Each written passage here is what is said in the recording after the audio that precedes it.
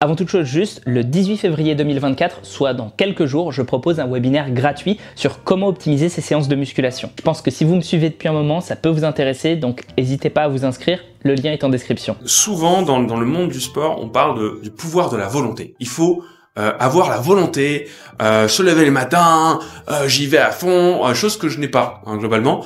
Donc, Albert, toi, qu'est-ce que t'en penses, ce truc de la volonté, là, c'est comment on fait pour avoir de la volonté? Est-ce que ça marche? Voilà, dis-nous. Alors, la volonté n'est pas suffisante, non.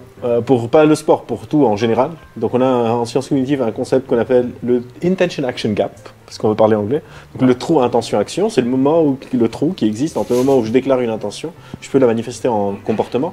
Une forme de trou intention-action, c'est par exemple la procrastination. Donc, je vais me mettre au sport et je le fais pas. Je sais pas, je vais faire la vaisselle et je le fais pas, etc. Et l'intention est une sorte de condition nécessaire, mais absolument pas suffisante. Il y a plein de facteurs qui rentrent en jeu sur si je peux manifester une intention en action. Ça peut être, est-ce que je sais comment faire? Est-ce que c'est accessible pour moi? Est-ce que j'ai des croyances qui me disent que le sport, ça fait mal? Et est-ce que j'ai vraiment envie de me réveiller avec des courbatures? Je pense pas. Donc je l'évite. Et puis il y a aussi beaucoup de fois où, par exemple, on appelle ça le coup d'initiation. Je peux initier, donc on peut, après cette super émission, se dire on va faire un jogging avec Gaïs pour démarrer. Mais il y a aussi le coup de maintien. C'est-à-dire, est-ce que demain, quand il n'est pas là, on va se réveiller, on est voisins, est-ce qu'on va se réveiller, se retrouver sur le canal et faire une course? Je suis pas sûr. Et enfin, il y a ce qu'on appelle la récompense. C'est-à-dire, est-ce qu'on comprend pourquoi on est en train de faire ça? Si tu me dis, tu fais 10 pompes et tu as soudainement des tablettes de chocolat, je te dis, ok, je fais tes 10 pompes. Mais si tu me dis, il va falloir que tu fasses ça pendant 6 mois pour que peut-être, un jour, tu vois apparaître tes muscles, là, la récompense est très éloignée. Donc il y a plusieurs manières de modifier ces trucs, comme par exemple, faire du sport avec ses potes. Donc la récompense, c'est que je passe du temps avec mes potes, c'est cool.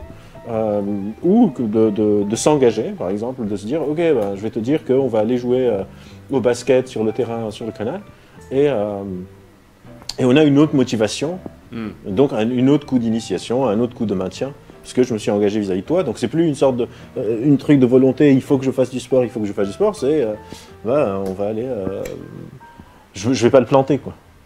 Ouais, donc on a tous ces mécanismes comportementaux qui vont incrémentalement nous aider à faciliter cette transition vers l'action. Oui, à rapetir ou à agrandir le trou intention-action. Le trou intention-action.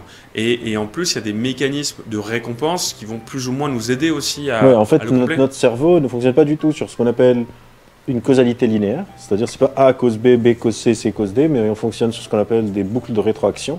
Donc A cause B, B cause C, mais C impacte A et C impacte B, et B impacte A et B impacte C.